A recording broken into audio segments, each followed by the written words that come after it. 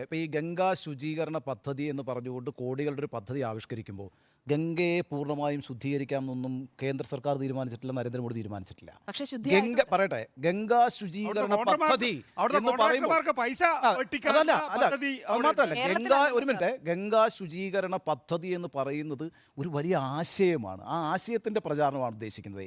അല്ലാതെ ഗംഗയെ ശുദ്ധീകരിച്ച് കളയാമെന്നല്ല. അതാ നോക്കൂ, ഞങ്ങൾ ഗംഗയെ ശുദ്ധീകരിക്കുന്നത് എന്താണ്? ഗംഗ ശിവന്റെ തിരുജടയിൽ നിന്ന് ഒഴുകുന്നതാണ് ഗംഗ.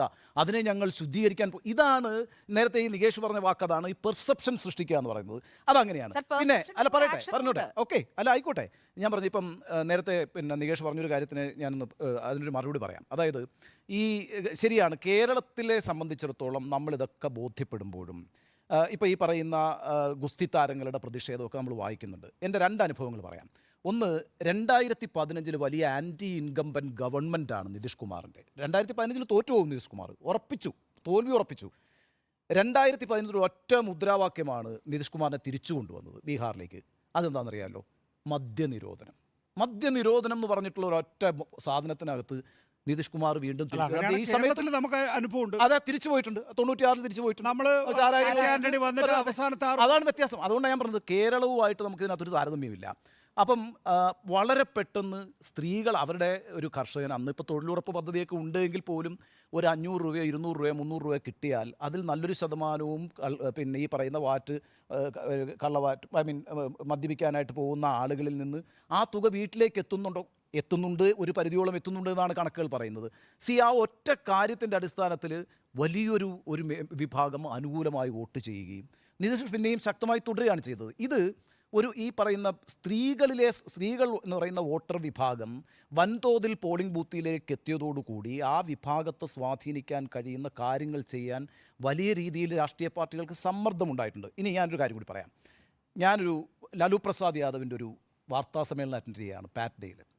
അപ്പോൾ ഫ്രണ്ടിൽ തന്നെ നിരന്നിരിക്കുകയാണ് ഹിന്ദുസ്ഥാൻ ടൈംസ് ഓഫ് ഇന്ത്യയുടെയൊക്കെ ലേഖകർ.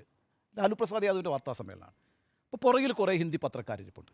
അപ്പോൾ ഇയാൾ വന്നങ്ങ് ഇരുന്നതിന് ശേഷം ആദ്യം ഇങ്ങനെ മൊത്തം ഒന്ന് നോക്കി, എന്നിട്ട് പറഞ്ഞെന്താ അറിയോ, ആ പുറകിലിരിക്കുന്ന ഹിന്ദി പത്രക്കാരൊക്കെ മുന്നോട്ട് വരാൻ പറഞ്ഞു. ഹിന്ദുസ്ഥാൻ, ഈ ദൈനിക് ജാഗരൺ എന്നൊക്കെ പറഞ്ഞു. അവരൊക്കെ പറഞ്ഞു, നിങ്ങളൊക്കെ എഴുതിക്കോ, പക്ഷേ ഇവരെഴുതിയാലേ എൻ്റെ വോട്ടർമാരറിയും. ഇതാണ് ഈ ഉത്തരേന്ത്യയിലെ ഏറ്റവും ഗ്രാമീണരായ മനുഷ്യർക്കിടയിലേക്കുള്ള സഞ്ചാരം എന്ന് പറയുന്നത്. നമുക്ക് കേരളത്തിൻ്റെ ഇപ്പോൾ 2014 അർബൻ വോട്ടേഴ്സ് വലിയ രീതിയിൽ BJP സപ്പോർട്ട് ചെയ്തു. അർബൻ വോട്ട്സ് വലിയ രീതിയിൽ കിട്ടി. ഇപ്പം മോഡിയാണ് ഇന്ത്യയെ നയിക്കാൻ പോകുന്നത് എന്നുള്ളൊരു പ്രചാരണം കൊണ്ടുവരുന്നു. മോഡിയാണ് വികസനത്തിൻ്റെ വക്താവ് എന്നുള്ള നിലയ്ക്കൊരു പ്രചാരണം കൊണ്ടുവരുന്നു. 2019 പുൽവാമയൊക്കെ അവർക്ക് ഗുണം ചെയ്തിട്ടുണ്ട്. 2024 അവർ ഈ സെമി അർബൻ വോട്ടല്ല ഉദ്ദേശിക്കുന്നത്. ഇറ്റ്സ് ഓൾറെഡി ദെയർ, അവിടെ ഉണ്ട്. അതൊരു ഫിക്സഡ് ഡെപ്പോസിറ്റ് ആയിട്ടുണ്ട്.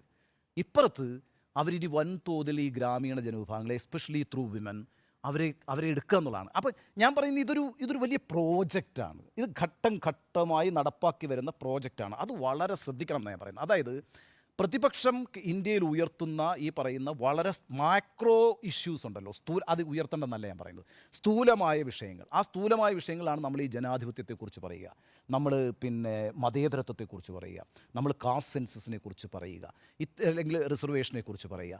ഇത്തരം കാര്യങ്ങൾ നമ്മൾ പറഞ്ഞുകൊണ്ടിരിക്കുമ്പോൾ, അതായത് പ്രതിപക്ഷം പറഞ്ഞുകൊണ്ടിരിക്കുമ്പോൾ, ഇപ്പുറത്ത് വളരെ സൂക്ഷ്മമായ മാനേജ്മെൻറ്റ്. ഒരു കാര്യം കൂടി പറഞ്ഞോട്ടെ, ഈ മൈക്രോ മാനേജ്മെൻറ്റ് ഇലക്ഷനിൽ ഏറ്റവും നന്നായി ചെയ്തിട്ടുള്ളത് BJP ആണ്. മൈക്രോ മാനേജ്മെൻറ്റാണ്. അത് വെച്ചാൽ ഒരു നികേഷേ, കഴിഞ്ഞ വർഷത്തെ സ്വാതന്ത്ര്യ ദിന പ്രസംഗത്തിൻ്റെ ഏറ്റവും പ്രധാനപ്പെട്ട കാര്യം എന്താ? ഏറ്റവും വലിയ പ്രഖ്യാപനം എന്താ? 20,000 കോടി രൂപയുടെ പ്രഖ്യാപനം, വിശ്വകർമ്മ യോജന. അതെന്നും പറഞ്ഞു. അതെ, ഇങ്ങനെ ഇത് നടപ്പാക്കുന്നില്ലയോ എന്ന് ആയിക്കോട്ടെ ഞാൻ പറയുന്നത്.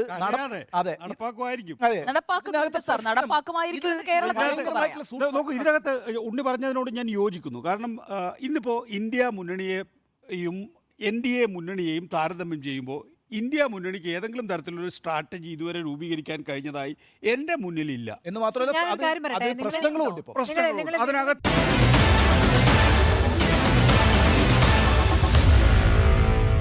Meet the editors.